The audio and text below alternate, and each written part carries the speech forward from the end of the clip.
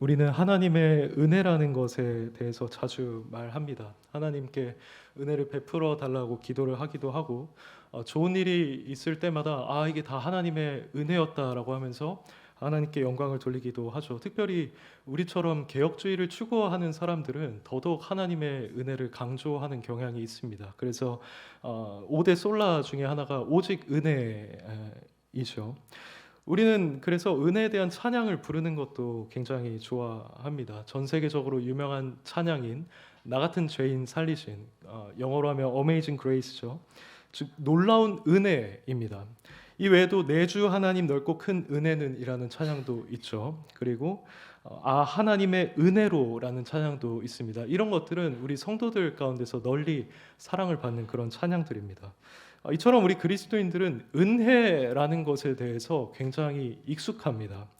근데 우리가 이처럼 은혜를 강조하고 묵상하고 찬송하는 것은 마땅한 일이겠죠. 왜냐하면 저희는 모두 다 그 하나님으로부터 한량 없는 은혜를 이미 받은 자들이기 때문입니다.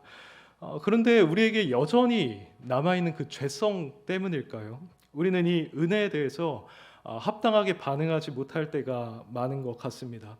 우리는 한번 내가 받은 그 은혜가 무엇인지를 깨닫고 그 은혜에 마땅한 감사와 기쁨을 나는 누리고 있는가? 나는 감격하고 있는가를 생각해 볼 필요가 있습니다. 혹 그저 이 은혜라는 것을 당연하게 여기고 은혜라는 말을 지루하게 여기거나 따분한 것으로 받아들이고 있지는 않은지 우리는 생각해 보아야만 합니다. 이 주제와 관련해서 싱클레어 퍼거슨이라는 신학자가 말한 것이 있는데 한번 읽어드리겠습니다. 하나님의 은혜를 놀라워한다는 것은 영적으로 건강하다는 증거다. 이것은 기독교 복음을 얼마나 확고하고도 실속 있게 이해하고 있는지, 그리고 우리가 그리스도와 얼마나 친밀한 관계를 맺고 있는지를 보여주는 리트머스 시험지와 같다. 그러나 우리는 하나님의 은혜를 당연한 것으로 여길 때가 많다. 서구 교회가 힘을 잃었던 가장 주된 이유, 즉 우리의 증거가 빈약하기 짝이 없고 예배 열정이 사라지고만 주된 이유가 바로 여기에 있지 않나 싶다. 우리는 놀라운 은혜를 노래하고 있을 뿐 정작 실제로는 은혜를 조금도 놀랍게 생각하지는 않는다라고 말했습니다.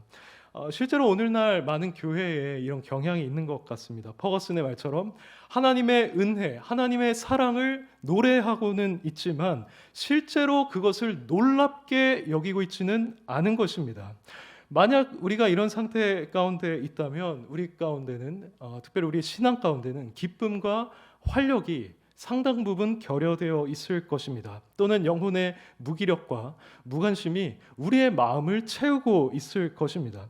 이런 상태는 당연히 정상적인 신앙 상태라고 말할 수가 없겠죠. 특히 하나님의 은혜를 강조하는 우리는 더더욱 그래서는 안 될 것입니다. 근본적으로 우리가 하나님의 은혜를 받은 목적이 있는데 그것은 에베소서 1장 6절의 말씀처럼 우리가 하나님의 은혜의 그 영광을 높이고 찬송하는 것입니다. 근데 만약 우리가 이 은혜에 대해서 진정으로 감사하지 못하고 있고 그저 영적인 무기력에만 빠져 있다고 한다면 우리는 이 1장 6절에 나와 있는 목적을 달성할 수가 없을 것입니다. 그래서 우리는 이 은혜가 어떠한 것인지를 진지하게 생각해 보아야만 한다는 것이죠. 그럼 우리가 받은 은혜라는 게 정확하게 무엇일까요? 이에 대해서 다양하게 답할 수가 있을 것입니다. 지금까지 지내온 것이라는 찬양에서 고백하는 것처럼 우리가 사실 지금 이 자리에 있기까지의 모든 순간이 다 하나님의 은혜입니다. 지금도 그분의 은혜가 우리와 함께하고 있다는 사실, 지금도 함께하고 있다는 사실을 여기는 중에 사람들 중에 그 누구도 부정할 수가 없을 것입니다. 근데 우리는 우리가 받은 이 하나님의 은혜라는 것이 특별히 우리의 구원과 관련 있다는 사실을 반드시 기억해야만 합니다. 보통 성경에서 은혜라는 단어는 아주 다양한 맥락에서 사용이 되는데 특히 인간의 구원과 관련해서 사용될 때가 많습니다. 에베소서 1장 7절에서는 우리가 그리스도 안에서 그의 은혜의 풍성함을 따라 죄 사함을 받았다고 합니다. 그리고 로마서 3장 24절에서는 그리스도 예수 안에 있는 속량으로 말미암아 하나님의 은혜로 값없이 의롭다 하심을 받았다고 합니다. 그리고 바울은 사도행전 20장 24절에서 이 인간을 구원으로 인도하는 복음을 가리켜서 다름이 아니라 하나님의 은혜의 복음이라고 칭했던 바 있습니다. 이처럼 성경은 자주 우리의 구원을 하나님의 은혜와 연관지어서 말을 하고 있기 때문에 우리는 일반적으로 그래 내가 구원받은 것은 하나님의 은혜지라고 하면서 쉽게 동의를 합니다. 근데 우리가 앞서 말씀드린 것처럼 이 은혜에 대해서 진정으로 감사하고 기뻐하며 감격하기 위해서는 그래 난 은혜로 구원받았어 라고 하는 정도에서 멈춰서는 안 됩니다. 우리는 더 깊이 들어가야만 합니다. 온 천지를 주관하고 계신 그 영광스러운 하나님께서 우리 같은 자들을 구원하기 위해서 어떤 일을 행하셨는지, 그리고 하나님의 아들이신 예수 그리스도께서 십자가에서 돌아가실 때 어떤 마음과 계획에 의해서 그 일을 행하셨는지, 그리고 그 십자가에 참여하는 자의 결국은 어떠할 것인지에 대해서 우리는 알아야 한다는 것입니다. 이것에 대해서 우리가 조금이나마 깊이 깨달을 때라야 우리는 이 은혜라는 것에 대해 마땅한 반응을 할 수가 있는 것입니다. 방금 우리는 요한복음 6장 37절부터 40절 말씀을 읽었는데요. 이 본문이 바로 이 주제와 관련이 있습니다. 그래서 지금부터는 이 본문을 통해서 우리가 받은 은혜가 무엇인지 함께 살펴보고자 합니다. 먼저 오늘 본문에 따르면 우리가 현재 예수 그리스도를 믿고 있는 것이 우리 자신의 의지로 된 것이 아니고 오직 하나님의 은혜로 된 것이라는 사실을 알 수 있습니다. 37절을 보시면 이렇게 말씀하십니다. 아버지께서 내게 주시는 자는 다 내게로 올 것이요 내게 오는 자는 내가 결코 내쫓지 아니하리라. 우선 이 구절에서 예수님께서는 누군가 자신에게 오는 것에 대해서 말씀하고 계시는데 여기서 예수님께 온다라는 것은 무엇일까요? 기본적인 이 말, 원어의 뜻은 말 그대로 온다, come 이라는 의미를 가지고 있습니다. 그럼 여기서 예수님께서는 단순히 누군가 자신에게 물리적으로 가까이 오는 것을 가리키는 것인가 했을 때 물론 이 단어가 그렇게 쓰이는 경우도 있기는 하지만 여기서 예수님께 온다라고 하는 것은 예수님을 믿는다는 것을 의미합니다. 이것은 우리가 35절을 통해서 분명히 확인할 수가 있습니다. 여기서 예수님께서는 나는 생명의 떡이니 내게 오는 자는 결코 줄이지 아니할 터이요라고 하셨죠.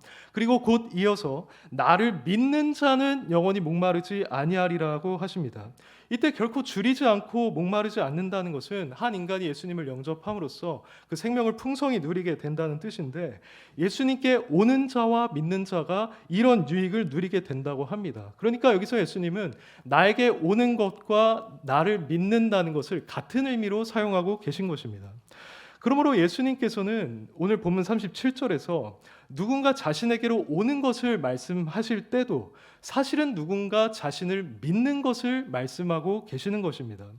예수님을 믿는다는 것은 사실 우리가 알다시피 복음의 핵심에 속하는 것이기 때문에 예수님이 이 믿음에 대해서 말하는 것이 그렇게 놀라운 것은 아닙니다. 그런데 예수님께서는 이렇게 누군가 자신을 믿게 되는 것에 있어서 한 가지 조건을 덧붙이고 계십니다. 그것은 바로 아버지께서 내게 주시는 자, 바로 그런 자가 나에게로 올 것이라고 하십니다.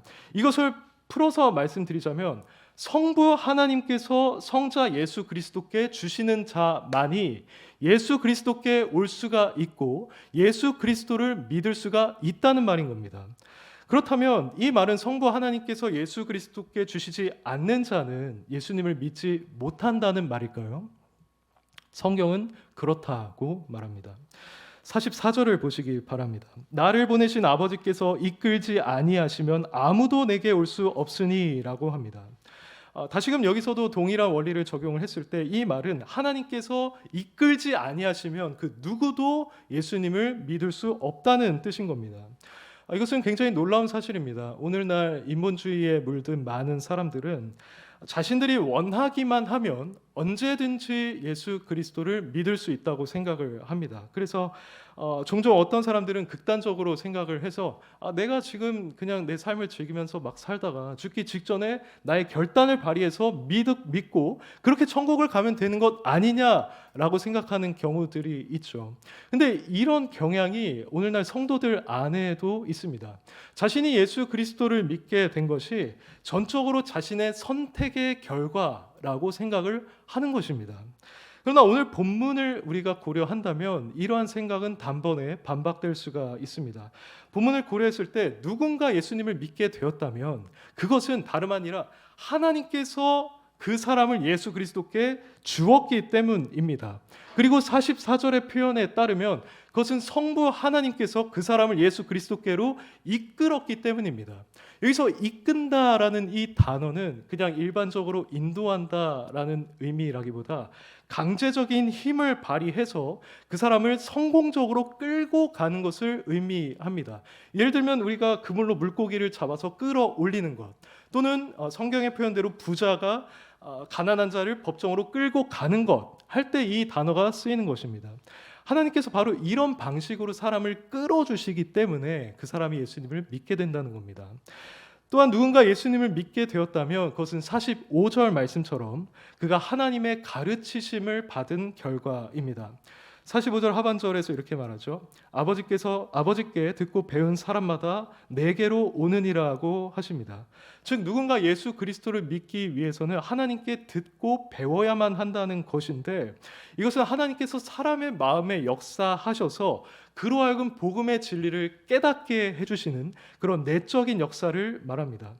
다시 말해서 하나님께서 그 사람으로 하여금 예수님이 진정 하나님의 아들이고 그분이 그리스도시고 그분이 구원자이심을 알려주시고 깨닫게 해주시기 때문에 그가 예수님께 올 수가 있고 믿을 수가 있다는 말인 것입니다.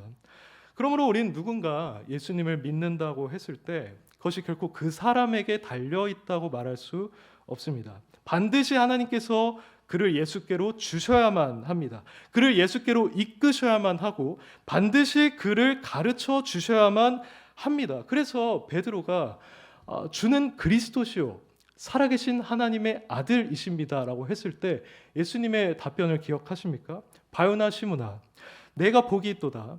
그러나 이를 내게 알게 한 이는 혈육이 아니요 하늘에 계신 내 아버지시니라고 하였습니다. 그래서 우리가 현재 예수님을 믿는 것이 결코 당연한 것이 아니고 우리 자신의 의지로 된 것이 아니라는 점을 확실하게 기억해야만 합니다. 성경적인 교리에 따르면요, 우리는 너무나 타락해서 예수 그리스도께 나아갈 수가 없는 자들입니다. 아버지께서 이끌지 아니하시면 아무도 예수님께 나아갈 수 없다고 하는데 이 아무도에는 당연히 저와 여러분들도 포함이 되어 있는 것입니다. 그럼 왜 그런 것입니까? 그것은 우리가 아담의 죄를 물려받고 태어난 영적으로 무능력한 채로 태어난 그 죄인들이기 때문입니다.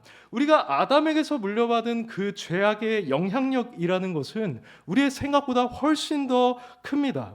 그것은 우리의 전 인격을 지배합니다. 그래서 우리의 이성, 감정, 의지가 하나님의 뜻에 반하여서 작용을 하게 만들고요. 예수 그리스도를 믿고 구원받으라는 복음이 선포되어도 그것에 기꺼운 마음으로 반응을 하지 못합니다. 그래서 존 벤튼이라는 사람은 이렇게 말했습니다. 모든 죄인의 마음에 있는 하나님의 거룩에 대한 반감과 죄의 강한 마력이 그리스도의 제자가 되는 것을 방해한다고 하였습니다. 이처럼 죄는 우리의 전인을 지배할 정도로 강력하기 때문에 로이드 존스 역시 죄는 단지 약점이나 부정적인 것이 아니라 실제로 가장 강한 인간의 본성까지도 압도하고 현혹시키는 강력한 힘이다라고 하기도 했습니다. 이것은 죄인이 마귀의 노예이며 세상의 노예이고 육신의 노예이며 영적으로 죽어있고 그 마음은 부패하였다. 그는 하나님의 말씀을 행하고 싶어도 행할 수 없다라고 하는 그 성경 말씀의 진리와도 부합하는 겁니다. 이런 점에서 우리는 사실 오늘날 예수님을 믿지 않는 자들을 바라보면서 의아할 필요가 없습니다. 당연히 그것은 안타까운 일이지만 성경적인 관점에서 봤을 때 그것은 매우 자연스러운 현상입니다. 근데 여기서 제가 강조하고 싶은 것은 이 자리에 있는 우리가 바로 그런 상태에 있던 자들이라는 사실입니다. 여러분은 이 사실을 충분히 인식하고 계십니까? 여러분이 스스로 힘으로 예수 그리스도를 믿을 수조차 없었다는 사실을 마음 깊이 인식하고 계십니까? 물론 어떤 분들은 모태신앙이어서 아주 어렸을 때부터 회심을 경험했기 때문에 이런 죄의 영향력에 대해서 경험하지 못한 분들이 있을 수 있습니다. 하지만 중간에 회심을 경험한 분들은 회심 전에 자신이 얼마나 죄의 종노릇하는 상태에 있었는지를 알고 있을 것입니다. 우리는 세상의 가치관을 따라서 그대로 살고 있었다는 점에서 세상의 노예였고요. 하나님의 뜻에 반하여 살아갔다는 점에서 우리는 마귀의 노예였습니다. 또한 우리는 영적인 것보다 우리의 육신의 것을 추구했다는 점에서 우리 육신의 노예였습니다. 이렇게 저와 여러분이 회심하기 전에 노예로서 살아갔다는 것은 우리가 바로 그 죄의 지배를 받았기 때문이고 그 상태로서는 결코 예수 그리스도께 나아갈 수 없었다는 사실을 우리는 알아야만 합니다. 우리는 전적으로 무능력했습니다. 설령 여러분이 어릴 적에 회심을 하여서 이런 영향력을 나는 모르겠다라고 하여도 여러분들은 반드시 이 사실을 인정해야만 하는데요. 그 이유는 우리 인간 본질에 대해서 가장 확실하게 알고 계시는 하나님께서 이 인간의 타락이라는 계시를 성경 말씀을 통해서 우리에게 분명하게 가르쳐 주셨기 때문입니다. 그러므로 이 자리에 있는 저와 여러분은 언제 회심했는지와는 상관없이 죄의 영향력을 실제적으로 느꼈는지 그렇지 않았는지와는 상관없이 우리 자신의 힘으로는 예수 그리스도를 지금처럼 믿을 수 없었다는 사실을 반드시 인정해야만 합니다. 우리는 이 불변의 진리 앞에서 엎드려야 합니다. 오늘날 아무리 사람들이 인간의 능력과 의지와 자유를 강조한다고 할지라도 펠라기우스주의나 알미니안주의나 또는 찰스 피니가 주장했던 것과 같은 잘못된 신학이 오늘날 교회에 만연하게 되었다 할지라도 우리는 성경이 인간에 대해서 말하는 이 진리를 어린아이와 같은 마음으로 받아들일 수 있어야만 한다는 것입니다. 만약 우리가 이 사실을 인정하지 않는다면 우리는 현재 자신이 예수 그리스도를 믿고 있는 사실에 대해서 크게 감사하지 않을 것입니다. 앞서 서론에서 은혜에 대해서 말씀드린 바 있는데요. 우리가 받은 은혜가 얼마나 큰 것인지에 대해서도 우리는 전혀 알 수가 없을 것입니다. 우리가 죄라는 것에 대해서 갖고 있는 이 이해는 우리가 받은 은혜를 이해하는 데 상당한 영향을 미치게 되어 있습니다. 왜냐하면 성경에서 말하는 이 은혜라는 것은 항상 인간의 죄와 타락과 비참함에 대한 하나님의 반응으로서 등장을 하는 것이기 때문입니다. 그래서 칼 트루먼이라는 유명한 신학자는 이렇게 말했습니다. 죄에 대한 어떤 사람의 이해가 은혜에 대한 그 사람의 이해를 필연적으로 결정하게 되고 은혜에 대한 이해는 그 사람이 죄를 무엇이라고 생각하는지를 드러내준다라고 했습니다. 실제로 바울이 나의 나 된 것은 다 하나님의 은혜다라고 고백했던 적이 있죠. 그것은 그 자신이 죄인 중에 괴수라는 인식이 있었기 때문에 가능한 고백이었습니다. 그리고 존 뉴턴이라는 목사가 어메이징 그레이스라는 찬양을 만들어서 하나님의 은혜를 굉장히 높였는데 그가 그렇게 할 수 있었던 이유도 노예 상인으로서 살아가던 그 자신이 얼마나 죄악된 삶이었는지를 철저하게 깨달았기 때문이었습니다. 그러므로 여러분이 철저히 타락하고 또 무능력한 죄인으로서 결코 자신의 힘으로는 구원에 이를 수 없었지만 오직 하나님의 은혜로 여러분이 지금처럼 예수님을 믿고 있는 것에 대해서 크게 감사하시기 바랍니다. 이 사실을 여러분들이 깊이 한번 묵상해 보시기를 바랍니다. 저와 여러분이 이 성경 말씀을 정말 이건 하나님의 말씀이야 라고 인정을 하고 예수님을 믿는 것은 결코 당연한 일이 아닙니다. 이것은 하나님께서 우리를 예수 그리스도께로 이끌어 주신 결과입니다. 그리고 우리가 알지 못하는 방식으로 우리 마음 가운데서 예수가 그리스도시고 하나님의 아들이시라는 것을 직접 가르쳐 주신 결과인 것입니다. 만약 하나님께서 이런 은혜를 베풀어 주지 않으셨다면 저와 여러분은 복음을 듣지 못했을 수도 있고요. 심지어 복음을 들었다 할지라도 그것을 받아들이지 않았을 것입니다. 그리고 죽을 때까지 영적으로 무지한 채로 세상과 마귀와 육체의 노예로 살아갔을 것입니다. 우리가 하나님으로부터 받은 은혜에 충분히 감사하기 위해서는 이러한 사실을 우리는 먼저 분명히 해야만 합니다. 한편 여기서 우리가 한 가지 더 생각해 볼 부분이 있습니다. 지금까지 우리는 오직 은혜로 믿음을 갖게 되었다는 사실을 살펴봤는데요. 그렇다면 그 누구도 아니라 저와 여러분에게 이러한 은혜를 베풀어 주신 이유가 무엇입니까? 그것을 우리가 38절에 있는 말씀을 통해서 추론해 볼 수가 있습니다. 이렇게 말씀하시죠. 내가 하늘에서 내려온 것은 내 뜻을 행하려 함이 아니요 나를 보내신 이의 뜻을 행하려 함이니라고 하였습니다. 이 말씀을 통해서 우리는 예수님께서 이 땅에 내려오실 때 분명한 목적이 있으셨다는 사실을 발견하게 됩니다. 예수님께서는 내 뜻이 아니라 나를 보내신 이의 뜻을 행하기 위해서 오셨다고 합니다.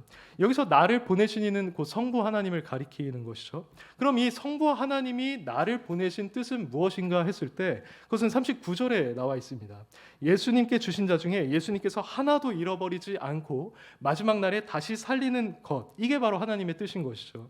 근데 우리는 이 39절에 있는 내용을 깊이 묵상하기 전에 먼저 하나님께서 예수 그리스도를 보내시기 전에 우리를 향한 특정한 뜻을 가지고 계셨다는 것과 예수님은 그 뜻을 자신의 사명으로 여기고 이 땅에 오셨다는 그 사실 자체에 주목해야만 합니다. 이것은 하나님께서 누군가를 예수 그리스도께 주시는 일이 예수님이 사역할 당시가 아니라 과거 어느 순간에 이미 이루어졌다라는 사실을 강력하게 암시합니다. 즉 예수님께서 이 세상에 오시기 전부터 이미 성부 하나님께서 그리스도께 주신 자들이 있었고 예수님께서는 바로 그들과 관련된 사명을 가지고 이 땅에 오셨다는 것입니다. 이러한 사실은 우리가 다른 말씀을 통해서도 확인할 수가 있습니다. 먼저 하나님께서 이미 예수님께 주신 자가 있었다는 것과 관련해서 여러분은 예수님이 태어나시기 전에 천사가 요셉에게 했던 말을 기억하실 겁니다. 천사는 말하기를 아들을 낳으리니 이름을 예수라 하라. 이는 그가 자기 백성을 그들의 죄에서 구원할 자이심이라고 하였습니다. 그리고 요한복음 10장을 보시면 예수님의 선한 목자 비유가 등장을 하죠. 여기서 예수님은 나는 내 양을 알고 나는 양을 위하여 목숨을 버리노라고 하셨습니다. 그리고 10장 26절에서는 자신을 믿지 않는 유대인들에게 너희가 내 양이 아님으로 믿지 아니하는 도다라고 하셨습니다. 이 말씀들에 따르면 예수님께 속한 양이 이미 정해져 있었다는 것이죠. 뿐만 아니라 우리 본문 37절에서는 아버지께서 내게 주시는 자라고 해서 이 주시는 이라는 말이 현재형으로 표현이 되어 있는데 다른 말씀들에는 이렇게 아들에게 주신다는 것이 과거형으로 되어 있습니다. 39절을 보시면 예수님은 내게 주신 자 중에 라고 하시죠. 그리고 대제사장적 기도가 등장하는 17장에서도 이것을 반복해서 말씀하십니다. 아버지께서 아들에게 주신 모든 사람에게 세상 중에서 내게 주신 사람들에게 아버지여 내게 주신 자도 라는 표현이 반복됩니다. 이처럼 예수님께서는 이 세상에 오시기 전부터 이미 특정한 사람들이 자신에게 주어진 바 되었다는 사실을 알고 계셨던 것입니다. 예수님께서는 세상에 오실 때 바로 이들을 위한 사명을 가지고 오셨습니다. 여러분들이 복음서 특별히 요한복음을 읽으시면서 예수님이 자신의 사명에 대해서 언급하는 것을 아마 발견하셨을 겁니다. 예수님은 오늘 본문에서도 이렇게 말씀하시죠. 내가 하늘에서 내려온 것은 내 뜻을 행하려 함이 아니라 나를 보내신 이의 뜻을 행하려 함이라고 하였습니다.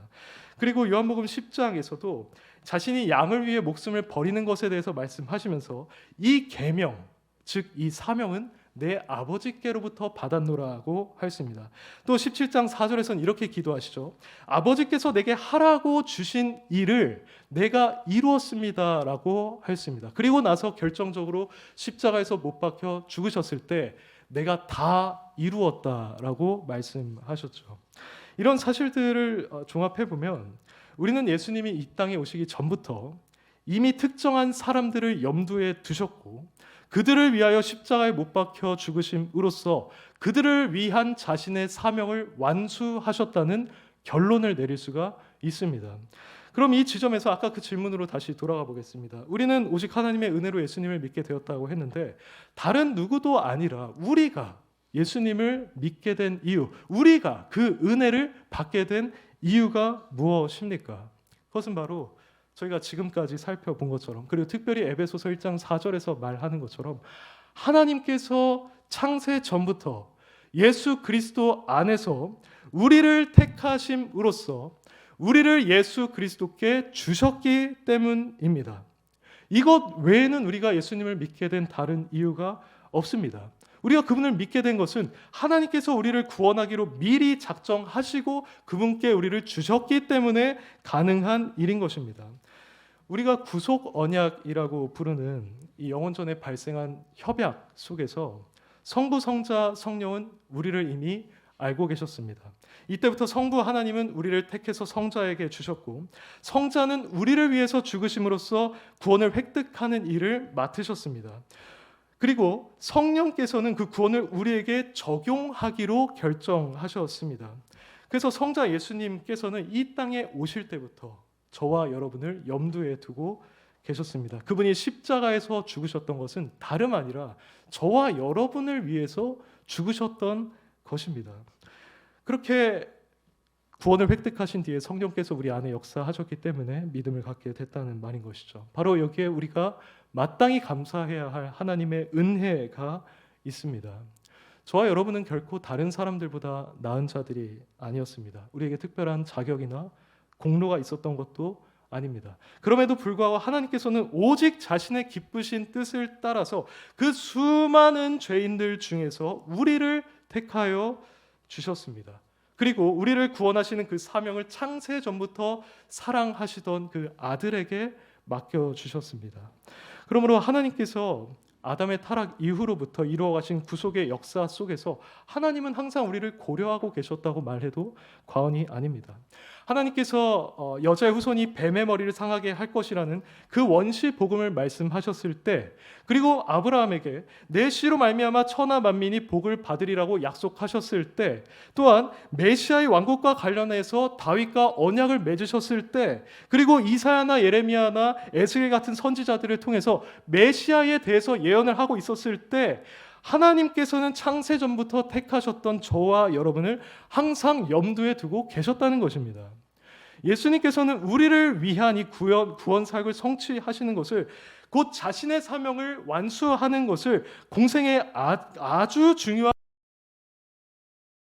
님이 자신의 죽음에 대해서 만류하는 베드로를 보시면서 그렇게 말씀하셨죠. 사탄아, 내 뒤로 물러가라. 너가 지금 하나님의 일을 생각하지 않고 사람의 일을 생각하고 있다라고 하였습니다.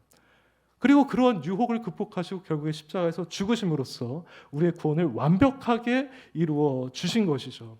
이처럼 삼위일체 하나님께서 온 세상을 만드시기 전부터 우리를 구원하기로 작정하셨기 때문에, 예수님은 그 사명을 가지고 오셔서 친히 그것을 이루셨기 때문에 우리는 우리의 구원에 대해서 이것이 전적으로 하나님의 은혜라고 고백할 수밖에 없는 것입니다. 이 은혜를 받음에 있어서 우리는 결코 자랑하거나 내세울 것이 없습니다. 로마서 9장에서 바울이 야곱과 에서를 예를 들어서 말하고 있는 것처럼, 우리가 이 세상에 아직 나지 아니한 때, 무슨 선이나 악을 행하지 아니한 때, 하나님께서는 우리를 자신의 기쁘신 뜻을 따라 택하시고 구원하겠노라 결정하셨다면, 여기서 어떻게 우리의 자랑이나 공로가 있을 수 있겠습니까? 혹자는 그렇게 말할 수 있습니다. 난 내가 예수님을 믿었다, 이게 공로고 자격이 아니냐라고 말할 수 있을지 모르겠지만, 성경은 분명히 이 믿음마저도 하나님의 선물이라고 말하고 있지 않습니까? 그리고 우리가 최근에 읽은 사도행전에서도 영생을 주시기로 작정된 자는 다 믿더라라고 함으로써 인간이 가지고 있는 그 믿음이라는 것도 결국 하나님의 영원한 작정에 기인한 것임을 우리에게 보여주고 있지 않습니까?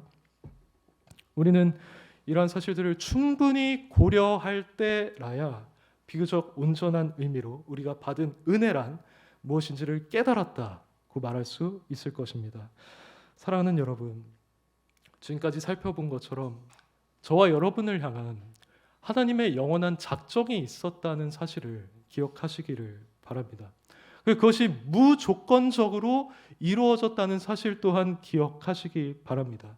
그리고 특별히 예수 그리스도라고 하는 그 존귀하신 분께서 비천한 우리를 구원하시는 일, 그 사명을 완수하시는 일에 얼마나 큰 관심과 열정과 열심을 가지고 계셨는지를 여러분들 아시기를 바랍니다. 그 모든 것이 다, 모든 택자를 포함한 저와 여러분들을 위한 일이었습니다. 그분이 저와 여러분을 구원하기 위해서 십자가에서 죽으셨던 것이고요. 이미 그때부터 주님은 저와 여러분을 자기 백성이요 자신의 양으로 여기고 계셨던 것입니다. 이게 바로 우리가 받은 은혜입니다. 그런데 마지막으로 이렇게 우리를 구원하기 위한 예수님의 관심과 열정은 그저 십자가에서 죽으시는 것으로만 끝나지 않았습니다.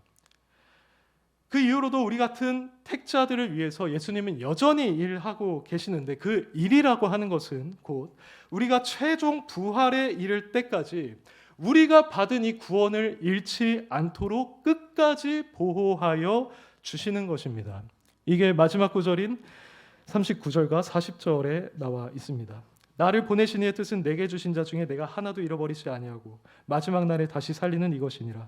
내 아버지의 뜻은 아들을 보고 믿는 자마다 영생을 얻는 이것이니 마지막 날에 내가 이를 다시 살리리라 하시니라. 여기서 예수님은 분명히 하나님의 뜻이 하나님이 자신에게 주신 자를 하나도 잃어버리지 않는 것이라고 하십니다. 이때 누군가 잃어버린 바 된다는 것은 이 생명으로부터 분리되어서 영원한 멸망에 이르게 된다는 것입니다. 그런데 예수님께서는 이 말씀에서 자신에게 주어진 자들 중 그 누구도 잃어버리지 않을 것이라고 단언하고 계십니다. 즉 그 누구도 멸망케 하지 않겠다는 말씀이신 것이죠. 사실 예수님께서는 요한복음 10장 27, 28절에서도 이와 비슷한 말씀을 하셨습니다. 여기서도 예수님은 내 양, 곧 하나님께서 자신에게 주신 자들에 대해서 이렇게 말합니다. 내 양은 내 음성을 들으며 나는 그들을 알며 그들은 나를 따르느니라. 내가 그들에게 영생을 주노니 영원히 멸망하지 아니할 것이요 또 그들을 내 손에서 빼앗을 자가 없느니라고 하셨습니다. 이것은 우리가 방금 읽은 39절과 일맥상통하는 말씀입니다. 여기서 예수님께서는 하나님께서 자신에게 주신 자들에게 영생을 주시고 영원히 멸망하지 아니하게 할 것이라고 하시면서 그 누구도 자신의 손에서 빼앗을 수 없을 것이라고 말합니다. 헬라어 원문을 보시면 여기에 우메라는 단어가 등장합니다. 우메라는 것을 고려해서 우리가 직역을 하면 이건 굉장히 강한 부정의 표현인데요. 예수님께 주어진 예수님의 양들은 영원히 그리고 그 어떤 방법으로도 결코 멸망하지 않는다라는 것입니다. 사랑하는 여러분, 바로 여기에 우리가 받은 은혜의 절정이 있습니다. 지금까지 말씀드린 것처럼 우리는 하나님의 은혜로 구원받은 자들입니다. 그런데 만약 이 구원이라는 것이 구원받은 이후에 우리의 행실에 의해서 또는 외부의 공격에 의해서 잃어버릴 수 있다라고 한다면 우리는 항상 우리의 구원에 대해서 불안해할 수밖에 없을 것입니다. 하나님의 은혜와 그 창세 전부터 작정하신 그 은혜와 예수 그리스도의 그 고귀한 희생에 의해서 구원을 받았음에도 불구하고 우리는 그것에 대해 온전히 기뻐하며 감사할 수가 없었을 것입니다. 왜냐하면 만약 그렇다고 할 경우에 우리가 영원히 구원을 누릴 수 있을지 말지는 우리가 최후 심판의 날까지 가봐야만 알게 되는 것이 되기 때문입니다. 하지만 여기서 예수님은 분명하게 우리에게 말씀해주고 계십니다. 아버지께서 내게 주신 자 중에 내가 하나도 잃어버리지 않을 것이다. 내가 그들에게 영생을 줄 것이고 그 누구도 나의 손에서 빼앗을 수 없을 것이다 라고 말씀하십니다. 즉 우리의 구원을 영원히 지키시고 보호하여 주신다는 것입니다. 그러므로 여러분이 만약 지금 믿음을 가지고 있고 본인이 거듭난 자로서 확신을 가지고 있다면 저와 여러분은 더 이상 이 구원에 대해서 불안해하지 않아도 됩니다. 왜냐하면 예수님께서 마지막 날에 이를 다시 살리리라고 하신 것처럼 저와 여러분을 구원의 최후 부활의 날까지 지켜주실 것이기 때문입니다. 그분은 우리에게 영원한 생명을 주셨습니다. 40절을 보십시오. 영생을 얻는 이것이니 라고 하시는데 이 영원한 생명이라는 것은 얼마나 달콤한 것입니까? 저는 영원한 것을 묵상하기 좋아하는데요. 우리가 그 하나님 나라에 가게 된다면 더 이상 이 세상에서의 죄, 고통, 불안, 두려움, 눈물 그런 것을 발견하지 않을 것입니다. 그 대신에 오직 생명, 기쁨, 영광, 감사, 찬송, 평강으로만 충만하게 될 것입니다. 우리는 그것을 거기서 영원히 누리게 될 것입니다. 그 기쁨이라는 것은 100년이 지나도 1000년이 지나도 1억 년이 지나도 1000억 년이 지나도 결코 우리가 잃어버리지 않을 것입니다. 이걸 우리가 묵상을 하면요, 우리는 이걸 자연스럽게 사모하게 되지 않겠습니까? 그것을 소망하게 되지 않겠습니까? 이게 장차 우리가 누릴 영생입니다. 그런데 주 예수 그리스도께서 영생을 우리에게 허락하셨을 뿐만 아니라 우리가 최후 부활에 이르는 날까지 그 영생을 확실하게 지키시고 보호하여 주신다는 것입니다. 한마디로 그분이 저와 여러분의 영생의 보증이 되어 주신다는 것입니다. 만일 그렇다고 한다면 우리가 지금 지니고 있는 이 영생이라는 것은 확실하지 않겠습니까? 예수님이 저와 여러분을 자신의 손에서 붙들고 보호하신다면 그 누가 우리를 그분의 손에서 빼앗아 갈 수가 있겠습니까? 그분은 우리를 자신의 고귀한 피를 흘려 사시고 이제 우리 모두를 자신의 손에 쥐신 이후에 이제 이들은 나의 것이라고 온 피조물에 선포하셨습니다. 그분은 우리를 향한 절대적인 권리를 지니고 계시고요. 그 누구도 그 무엇도 심지어 우리 자신의 연약함과 부족함도 그 권리를 빼앗을 수가 없을 것입니다. 그래서 만일 우리가 지금 예수 그리스도를 믿고 거듭난 그분의 백성이라면, 우리가 그분의 양이라면 우리에게는 영원한 생명, 그 아름다운 하나님 나라에서 누릴 영원한 그 은혜가 확실하게 보장되어 있다는 것입니다. 그러므로 사랑하는 성도 여러분, 여러분이 받은 은혜가 이처럼 완전하다는 사실을 기억하시면서 이 모든 것을 이루신 삼위일체 하나님께 모든 감사와 영광을 돌려드리시기를 바랍니다. 이 은혜를 때마다 묵상하면서 더 깊이 알아가고 그것에 따라 기뻐하시고 감사하시길 바랍니다. 전 이 설교를 준비하면서 제 자신의 한계를 느꼈습니다. 이 은혜가 엄청난 것은 알겠는데 제가 그 차원을 충분히 이해하지 못하는 것이 저는 너무 답답했고 이걸 어떻게 여러분들에게 전할 수 있을까를 고민하였습니다. 그것은 오직 성령께서만 깨닫게 해주셔야만 가능한 것이겠죠. 그러므로 이러한 깨달음을 가지시고 그로 말미암은 기쁨과 감사와 감격이 여러분들 신앙생활의 동력이 되게 하시기를 바랍니다. 그리고 이 교리를 믿지 아니하는 자들이 우려하는 것처럼 한 번 받은 구원은 영원한 구원이라고 하면서 은혜를 남용하고 방탕하게 살지 마시기를 바랍니다. 이 하나님의 백성된 자, 하나님의 양이 된 자들은요, 예수님께서 마지막 절에서 말씀하셨듯이 끝까지 그분을 바라볼 것입니다. 그분을 믿을 것입니다.